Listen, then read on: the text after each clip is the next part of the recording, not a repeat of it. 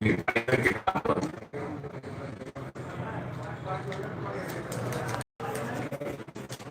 हिंद दोस्तों। आज मैं आपकी मुलाकात सुनील कुमार कौशिक जी, जो कि गाजियाबाद के वरिष्ठ अधिवक्ताओं में गिने जाते हैं, उनसे कराना चाहूँगा। नमस्कार भाई साहब। नमस्कार। सुनील कुमार कौशिक जी, कहते हैं बुजुर्गों के जो शब्द होते हैं वो बड़े कठोर होते हैं, लेकिन सत्य होते हैं। क्या कहना चाहेंगे आप इस विषय में? Absolutely right, you are absolutely right. मैं समझता हूँ कि जो है बुजुर्गों का आशीर्वाद ही होता है जो हमें फलीभूत होता है। बुजुर्गों की जितनी सेवा कर लें ये कम है। वो बुजुर्गों में हमारे माँ बाप भी हो सकते हैं, हमारे गुरुजन भी हो सकते हैं। और आज सौभाग्य से जिस समय में मैं आपके साथ वार्ता कर रहा हूँ, मेरे आदरणीय चाचा जी यहाँ पर मौजूद हैं, मेरे पास कक्ष में न्यायालय में मौजूद है। और ये मेरे गुरु भी रहे हैं और मुकुंद लाल इंटर कॉलेज के इंग्लिश विभाग के प्रवक्ता रहे हैं और बाद में वहाँ पर प्रिंसिपल भी रहे हैं मुकुंद लाल इंटर कॉलेज गाजियाबाद में। सुनील कुमार कौशिक जी, हम रोड पर चलते हुए देखते हैं कि कानों में लीड लगा करके लड़के और लड़कियां और कुछ सभी आयु के वर्ग के लोग ड्राइविंग करते हैं। कुछ कहना चाहेंगे उनके विषय में? एब्सोल्युटली। ये जो आज की व्यवस्था है इसमें जो बच्चे हर समय कान में लीड लगा कर, खासतौर से बच्चे युवा वर्ग, सीनियर को तो मैं नहीं कहूँगा, सीनियर तो शायद आपको 10% भी नहीं मिलेंगे जो कानों में लीड लगा के चलते हो। युवा वर्ग जरूर है, चाहे वो युवा में हमारी जो माता बहनें हों हमारी, या बेटियां हों और या बेटे हों, उनको मैं जरूर कहूँगा वो इसको उनको अवॉइड करना चाहिए, इससे बचना चाहिए। क्योंकि कई बार ये होता है कि कोई पीछे से वाहन आ रहा, वो हॉर्न दे रहा, आप सुन नहीं रहे हो और वो दुर्घटना का कारण भी बनता है। सुनील कुमार कौशिक जी, जैसे कि आप अच्छे अधिवक्ताओं में गिने जाते हैं, क्या आप हिंदुस्तान में जो केसों की बढ़ती संख्या है, जो उनकी पेंडेंसी है, उसके बारे में कुछ कहना चाहेंगे? निश्चित रूप से मैं समझता हूँ, मेरा जो मत ये है कि हिंदुस्तान में केसों की जो संख्या बढ़ रही है वो वास्तव में केसों की संख्या नहीं है, वो पेंडेंसी की समस्या है। हमारे यहाँ जो है जो जजेज हैं, चाहे वो सीनियर हो, चाहे हमारी लोअर कोर्ट में हो या उच्च न्यायालय में या सर्वोच्च न्यायालय में, वो जो है मामले को सुनवाई करने का, निस्तारण करने का वो उनका ध्येय होता ही नहीं है। वो पेंडेंसी बढ़ाने पर ध्यान रखते हैं, वो भी, और सीनियर कौन सा वो भी।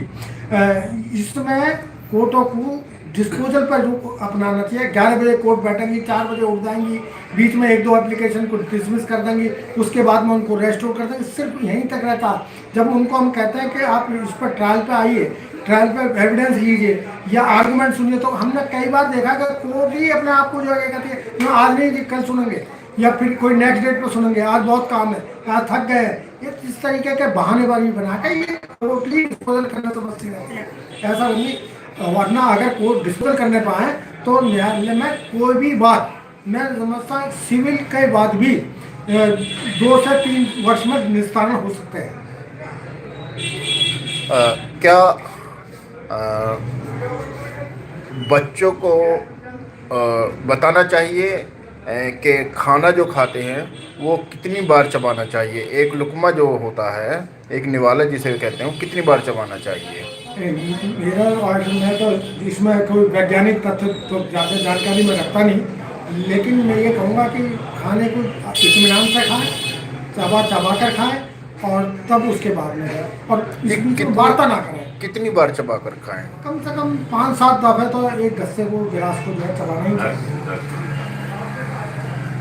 सुनील कुमार कौशिक जी, जैसे कि आप सीनियर अधिवक्ता हैं,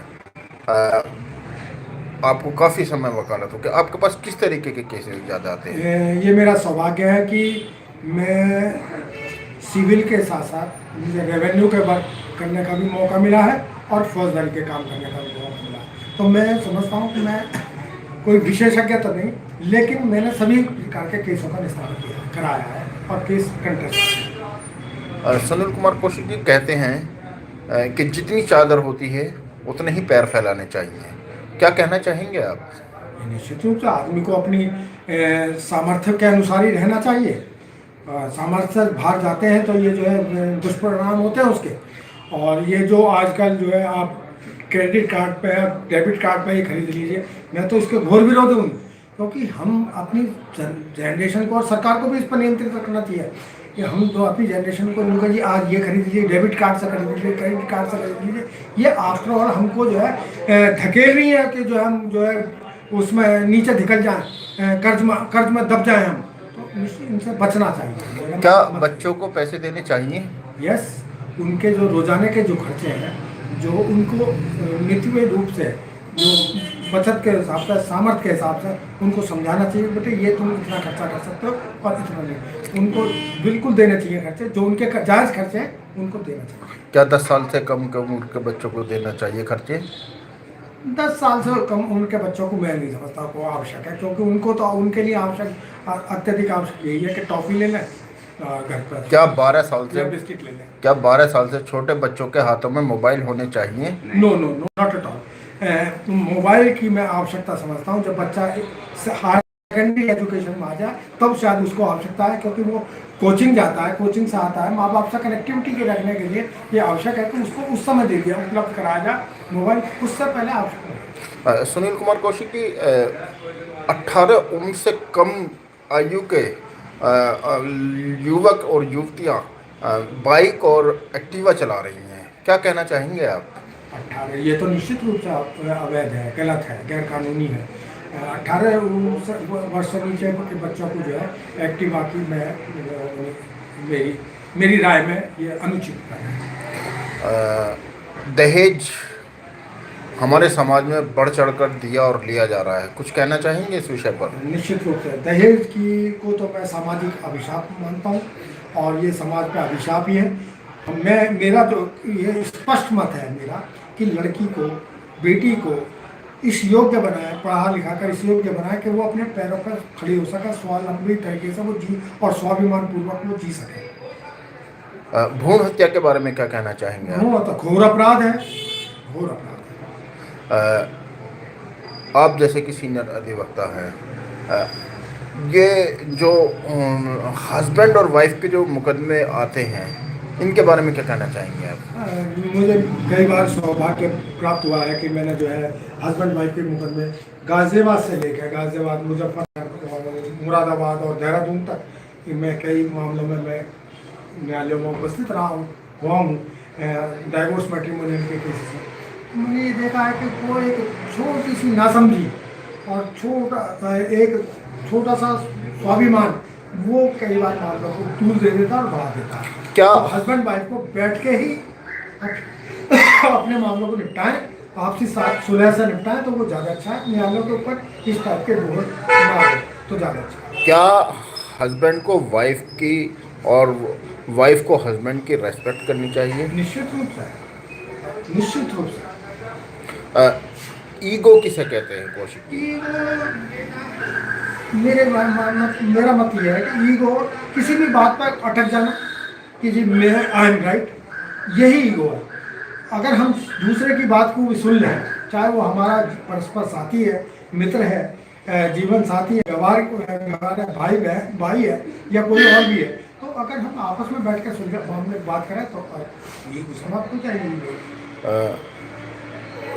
और इस आधुनिक युग में जब हम सड़क पर चलते हैं, हर कोई टेंशन में नज़र आता है, क्या कहना चाहेंगे आप? ये जीवन की भागम भाग है, कहीं आर्थिक विषमताओं की वजह से, कहीं सामाजिक विषमताओं की वजह से आदमी आज जो है मानसिक वेदना में रहता है।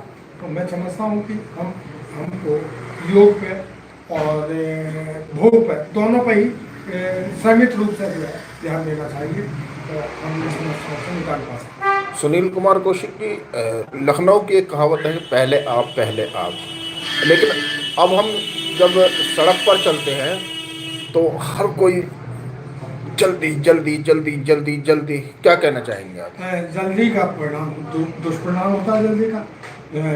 मेरा मत है कि दुर्घटना से देर नहीं, हम आराम से चलें, इत्मीनान से चलें, जल्दबाजी में ना रहें और जीवन को सुचारू रूप से रखना चाहिए, यही मेरे मत है। क्या एक बच्चा एक छोटा सा बच्चा स्कूल से घर आया और उसके नंबर कम आते हैं, तो क्या उसको डायरी छुपानी चाहिए? नहीं, उसको डायरी कभी नहीं छुपानी चाहिए। उसको माँ बाप को स्पष्ट रूप से बताना चाहिए कि ये मेरे मार्क्स कम आए, ताकि माँ बाप भी, और माँ बाप को भी जागरूक रूप से इस बात को देखना चाहिए कि उनका बच्चा क्या करता है, उसकी दिनचर्या क्या है, स्कूल में उसकी व्यवस्था क्या है, किस तरीके से साथियों के बीच में रहता है, किस तरीके से टीचर और स्कूल में अन्य बच्चों के साथ उसका उठ बैठ है और रहता है वो, और क्या करता है, सब पता पड़ जाती है। और माँ बाप अगर पर्याप्त रूप से ध्यान देंगे तो बच्चा स्वाभाविक रूप से बिल्कुल सही कार्य करेगा। और अंकों के ऊपर मैं नहीं समझता कि माँ बाप को बच्चों को डांटना चाहिए। पीटीएम के बारे में क्या कहना चाहेंगे आप? पीटीएम एक आवश्यक वो है विषय है। इसमें पीटीएम के माध्यम से पेरेंट्स, बच्चे के अभिभावक जो है, अपने बच्चों के विषय में ये जान पाते हैं कि स्कूल में उसकी गतिविधि क्या है, कितना पढ़ता है, किस तरीके का उसका स्तर है, बौद्धिक स्तर क्या है, और खेल कूद के स्तर पर वो क्या है, और सामाजिक और जो और स्कूल की विभिन्न गतिविधियां हैं उनमें वो किस प्रकार से पार्टिसिपेट कर रहा है। अगर टीचर पेटीएम में अगर अपियर नहीं जाएंगे, नहीं बात करेंगे, तो ये जानकारी नहीं मिलेगी। क्या बड़ों को बच्चों के साथ में दोस्ताना व्यवहार रखना चाहिए या सख्त व्यवहार रखना चाहिए? निश्चित रूप से दोस्ताना व्यवहार रखना चाहिए। जितना हम बच्चों के साथ दोस्ताना व्यवहार रखेंगे, बच्चे उतनी ही खुल के हर विषय का हमसे बात कर सकेंगे, अपनी समस्या को हमारे सामने रख सकेंगे।